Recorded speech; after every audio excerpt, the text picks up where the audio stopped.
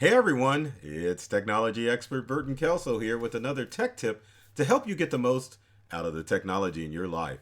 Today we're talking about catfishing for kids, which I'm grinning, but this is definitely a serious matter. You've all have seen the story about the Virginia cop that drove cross country with it to obtain a child that he had catfished into thinking that he was another teenager. The end of this unfortunate story is that this cop drove cross country to California, showed up at the teen's house, killed the teen's parents, set the house on fire, and ran off with the teen. Fortunately, the 12-year-old teenager was retrieved, and the predator died in a shootout with cops.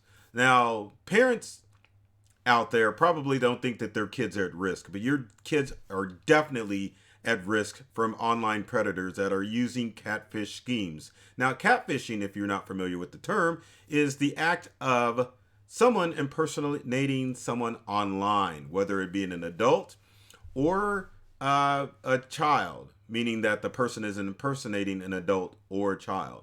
But it's important that you give your kids the information that they need to stay safe from catfishers. And it's something that parents really haven't had to worry about because normally catfishing was geared towards adults, especially senior adults. Remember those old romance scams? They haven't gone away, but now criminals are after kids. And as a parent, with me, with a 13-year-old and a 14-year-old, it greatly concerns me because some of the cyber threats that we think about are from criminals that are overseas. But more and more, we're seeing domestic cyber criminals, and that means that they can actually interact with your life. So let's go with some tips that you need to have in order to keep your kids safe from catfishing scams and catfishing people. So number one, I would recommend that you let your kids know the rules when it comes to their technology devices. One of the struggles we have in our household is that our boys think that their phones are actually theirs. So when it's time to give up those devices at night, they act like crack addicts and they don't want to give them up. But it's important that you set the rules as far as what is allowed and what's not allowed on your kids' devices. So that way they have a clear understanding of what they can do with those devices. For example, you need to set rules of where those devices can be used. Most kids will probably try to hide out in their bedrooms or even in the bathroom to do activity that they aren't supposed to do online.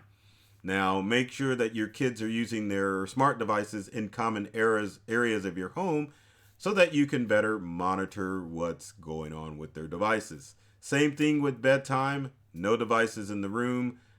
Same thing at dinner time. No devices at the dinner table. But parents, set the rules. Let your kids know so that there are no misunderstandings when it comes to those technology devices.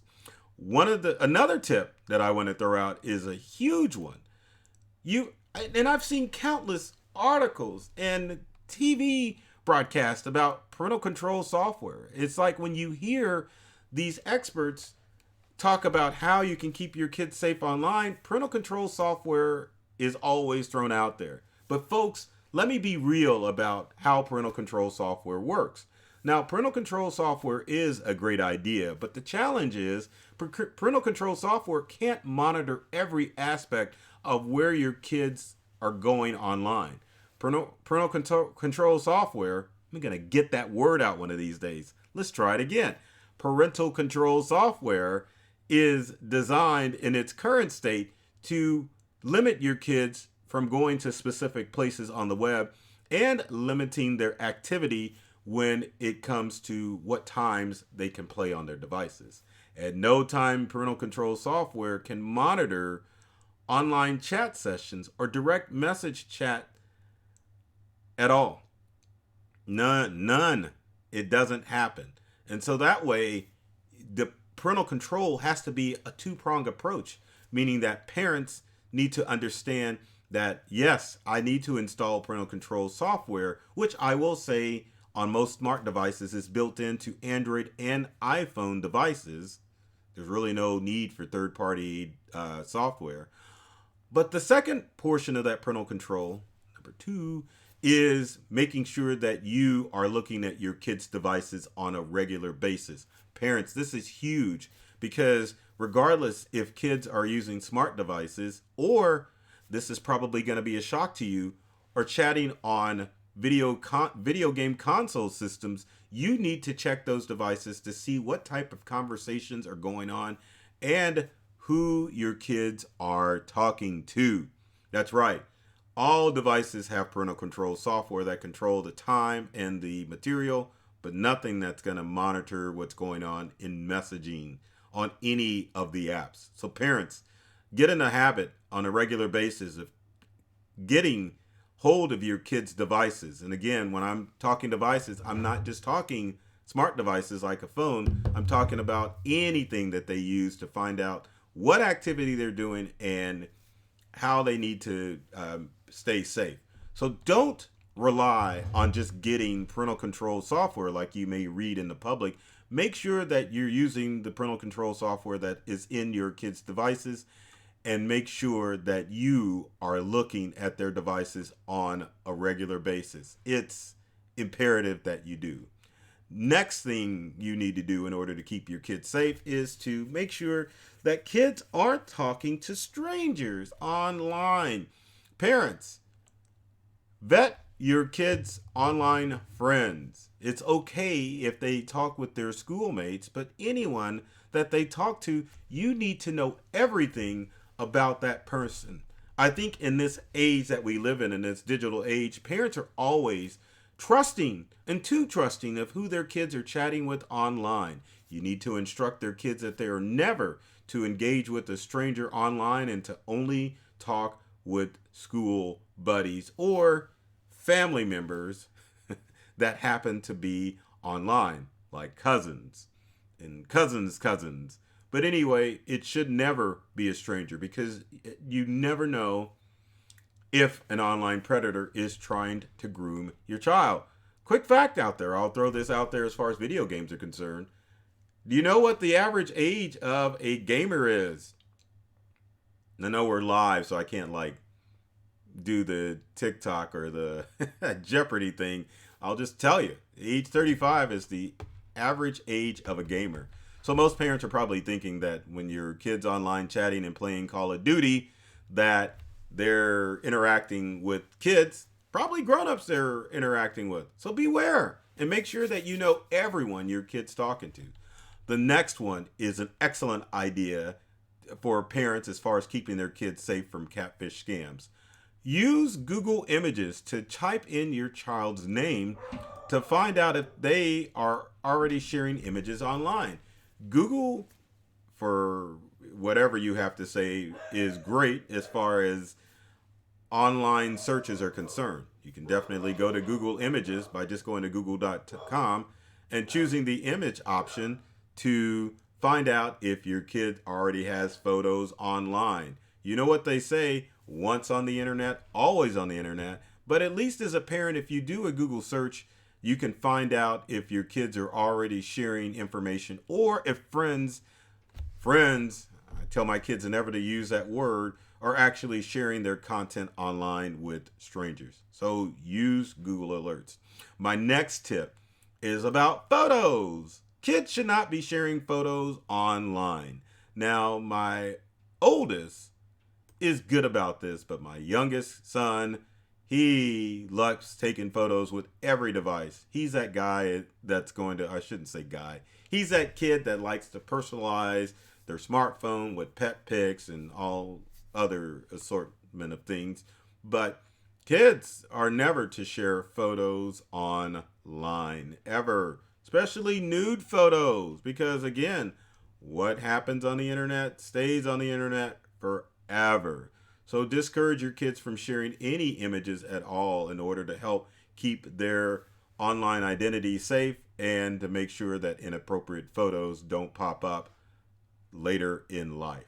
My next tip has to deal with confidentiality, and parents need to encourage their kids not to share confident information about themselves, their school, anything that can lead online strangers to them.